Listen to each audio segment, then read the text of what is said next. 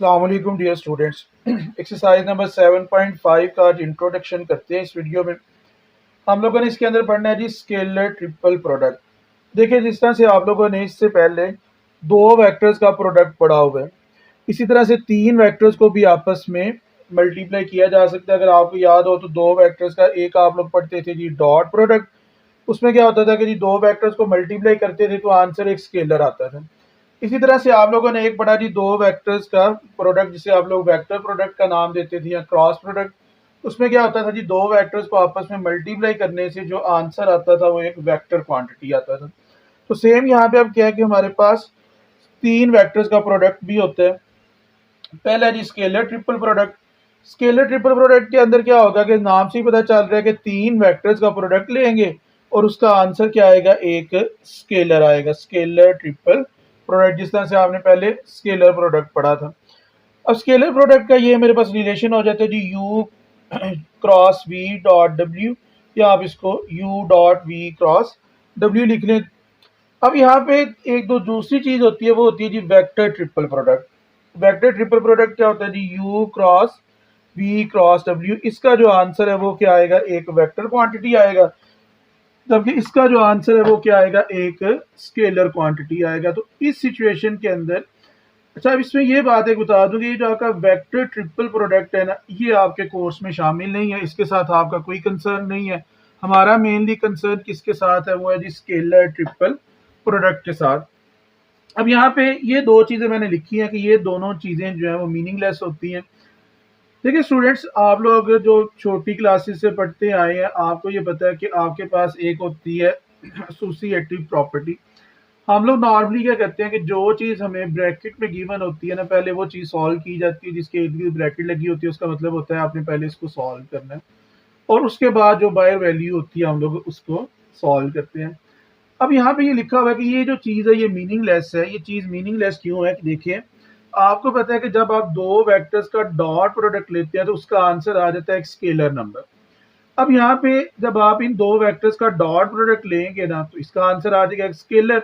और स्केलर का एक वेक्टर के साथ क्रॉस प्रोडक्ट तो मीनिंगलेस बात होगी, क्योंकि क्रॉस प्रोडक्ट सिर्फ लिया जाता है वेक्टर्स के दरमियान, और क्रॉस प्रोडक्ट का आंसर क्या आना होता है, एक वेक्टर क्वांटिटी आना होता है। तो जाहिर सी बात है कि एक वेक्टर का एक स्केलर के साथ क्रॉस प्रोडक्ट नहीं होता।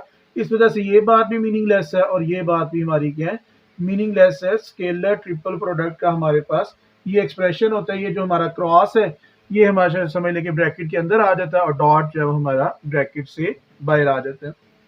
और दूसरी चीज ये है कि ये स्केलर ट्रिपल प्रोडक्ट को सॉल्व किस तरह से किया जाता है। लेट्स सपोज मेरे पास तीन वेक्टर्स है जी, u है, ये मेरे पास v है, और ये मेरे पास क्या है, वेक्टर w है। अब u dot v cross w क्या आएगा, सबसे पहले वेक्टर u आ गया तो उसके कॉफिशिएंट यानी कि i का coefficient a1 b1 c1 a2 b2 c2 a3 b3 c3। इसका डिटर्मिनेंट आप लोगों ने ले लेना, और इसका जो डिटर्मिनेंट है वो आपका क्या आएगा, स्केलर ट्रिपल प्रोडक्ट आ जाएगा। ये इसमें एक बात है सिर्फ ध्यान में रखने वाली। अच्छा, अब इसमें ये जो मैंने चीज लिखी हुई है कि u dot V cross W, V dot W cross U और W dot U cross V, ये तीनों चीजें क्या होती हैं, एक दूसरे के इक्वल होती हैं। इस चीज को हम लोग नाम देते हैं कि ये क्या है, इनका साइक्लिक ऑर्डर। साइक्लिक ऑर्डर से क्या मुराद है, देखें सबसे पहले हो वेक्टर u, वेक्टर u के बाद हो वेक्टर v, और वेक्टर v के बाद क्या हो, वेक्टर w। यानी कि ये साइकिल जो है ना ये सेम रहना चाहिए। u के बाद वेक्टर क्या आना चाहिए, v, और v के बाद वेक्टर क्या आना चाहिए, w। अगर ये साइकिल आपका सेम रहे, अगर ये साइकिल आपका सेम रहे तो स्केलर ट्रिपल प्रोडक्ट का आंसर जो है वो हमेशा सेम रहेगा। देखें इधर क्या है जी u के बाद इस साइकिल के अकॉर्डिंग क्या आना चाहिए, v। तो देखें u के बाद v और v के बाद w, सेम यही सिचुएशन है। अब ये जो अगला एक्सप्रेशन लिखा हुआ है ये v से स्टार्ट हो रहा है, v के बाद क्या आना चाहिए, w के बाद क्या आना चाहिए, u। तो v के बाद w के बाद u, ये भी सेम वैल्यू है। अब आगे देखें w, इधर भी क्या है, w के बाद क्या आना चाहिए, u। तो w के बाद क्या आया, u के बाद क्या आना चाहिए, v। तो u के बाद क्या है, v। तो इस सूरत में जब इनका साइक्लिक ऑर्डर जो है वो सेम रहता है तो उस सूरत में इसका आंसर जो है वो हमेशा इक्वल रहता है। तो ये तीनों वैल्यूज जो है वो क्या है, एक दूसरे के इक्वल है।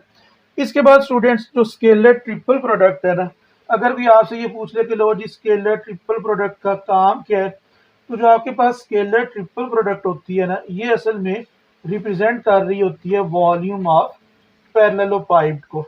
अब ये पैरेललोपाइड क्या होता है?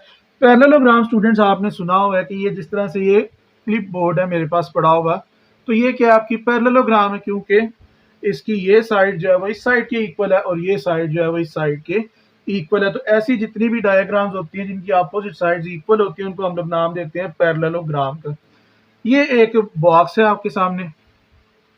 अब ये आपकी पैरेललोपाइड है, ये 3 डिमेंशन में। अब इसमें देखें, जितनी इस साइड की लेंथ है उतनी साइड ये है और उतनी ये देखें इसकी ऊंचाई है। ठीक है, ये है, ये दोनों साइड की इसकी ऊंचाई क्या है, ये भी क्या है, सेम है। तो ये 3 डिमेंशन के अंदर आपकी जो फिगर बन जाती है वो पैरेललोपाइड कहलाती है। ये साइड इस साइड के इक्वल है, ये साइड इस साइड के इक्वल है और इसकी हाइट जो है वो भी क्या है, दोनों साइड से इक्वल है। तो इसको हम लोग नाम देते हैं जी पैरेललोपाइड का नाम देते हैं। तो जो आपकी स्केलर ट्रिपल प्रोडक्ट होती है वो असल में रिप्रेजेंट कर रही होती है वॉल्यूम ऑफ पैरेललोपाइड को। तो ये चीज़ आपने हमेशा याद रखनी है कि स्केलर ट्रिपल प्रोडक्ट जो है, क्योंकि बुक के अंदर जो आपका फर्स्ट क्वेश्चन है उसके अंदर उसने ये चीज़ नहीं बोला हुआ कि स्केलर ट्रिपल प्रोडक्ट निकाल के दें, बल्कि उसने क्या बोला हुआ है कि क्या करें जी, वॉल्यूम ऑफ पैरेललोपाइड निकाल के दें। तो ये आपको पता होना चाहिए कि स्केलर ट्रिपल प्रोडक्ट रिप्रेजेंट करती है वॉल्यूम ऑफ